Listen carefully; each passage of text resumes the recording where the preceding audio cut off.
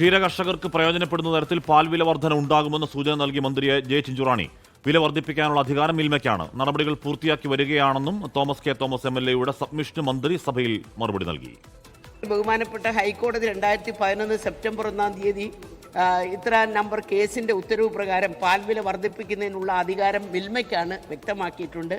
അയൽ സംസ്ഥാനങ്ങളിലെ പാൽ അധികമായിട്ടുള്ള സാഹചര്യത്തിൽ അവിടുന്ന് ധാരാളം പാല് കുറഞ്ഞ നിരക്കിൽ നമ്മുടെ സംസ്ഥാനത്ത് എത്തിച്ചുകൊണ്ടിരിക്കുകയാണ്. സംസ്ഥാനത്ത് ക്ഷീരവിപണിക്ക് ഭീഷണിയാക്കുന്നതിനുള്ള സാധ്യതകൾ കണ്ടുകൊണ്ട് പാൽവില വർധനവ് സംബന്ധിച്ച് രൂപീകരിച്ച 5 അംഗ കമ്മിറ്റിയുടെ റിപ്പോർട്ട് കണക്കിലെടുത്തുകൊണ്ടും ഈ കമ്മിറ്റിയുടെ ശുപാർശ പ്രകാരം ക്ഷീര കർഷകർക്ക് പ്രയോജനകരമായ രീതിയിലുള്ള പാൽ വില വർധനവ് നടപ്പിലാക്കുവാനുള്ള നടപടികൾ മിൽമ അധികം വൈകാതെ സ്വീകരിക്കുന്നതാണ്.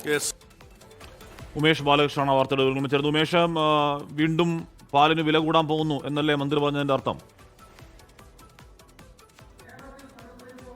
തീർച്ചയായും പാലിന്റെ വില കൂടുമെന്നുള്ള പ്രഖ്യാപനം നേരത്തെ തന്നെ മിൽമ നടത്തിയിരുന്നു. പക്ഷേ ഓണക്കാലമായതിനാൽ ഓണക്കാലത്തിന് ശേഷം കൂട്ടിയാൽ മതി എന്ന് മിൽമ ഡയറക്ടർ ബോർഡ് തീരുമാനിക്കുകയുണ്ടായി. എന്തായാലും അക്കാര്യം തന്നെയാണ് തോമസ് കെ തോമസ് MLA സബ്മിഷന് മറുപടിയായി ഇപ്പോൾ മന്ത്രി ചിഞ്ചുറാണിയും പറഞ്ഞത്. കാരണം മിൽമയ്ക്കാണ് ഈ പാൽവില കൂട്ടാനുള്ള അധികാരം. പക്ഷേ അത്തരത്തിൽ പാൽവില കൂട്ടുന്നതിന് മുൻപ് തന്നെ ഒരു 5 അംഗ സമിതി വെച്ച് ഈ വിഷയം പഠിച്ചിരുന്നു. സമിതിയുടെ ശുപാർശ പാൽവില കൂട്ടാമെന്ന് തന്നെയാണ്. പക്ഷേ ഓണക്കാലമായതിനാൽ അപ്പോൾ പാൽവില കൂട്ടിയാൽ അത് വലിയ പ്രതിഷേധങ്ങൾക്കും മറ്റും കാരണമാകാൻ സാധ്യതയുണ്ട് എന്ന് വിലയിരുത്തിയിരുന്നു. സ്വാഭാവികമായി ഈ ഓണക്കാലം കഴിഞ്ഞു. സ്വാഭാവികമായി ഇനി അടുത്ത ഡയറക്ടർ ബോർഡ് യോഗത്തിലടക്കം ഈ മിൽമയുടെ പാൽവില വർധനവ് പരിഗണിക്കാൻ തന്നെയാണ് തീരുമാനം.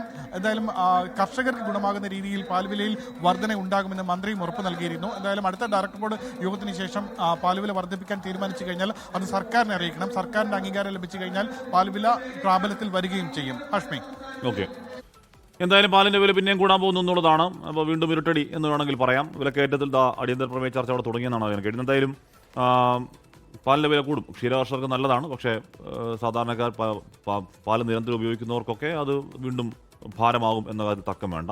അതാണ് മന്ത്രി സ്ഥിരീകരണ സ്വഭാവത്തിൽ സഭയിൽ പറഞ്ഞത്. ലോകത്തെവിടെയായാലും ഏത് സമയത്തും 24 വാർത്തകളും ഓഗ്മെന്റഡ് റിയാലിറ്റി പാക്കേജുകളും എക്സ്പ്ലെയിനറുകളും വിശദമായി കാണാൻ ഞങ്ങളുടെ YouTube ചാനൽ നിങ്ങൾക്ക് സബ്സ്ക്രൈബ് ചെയ്യാം.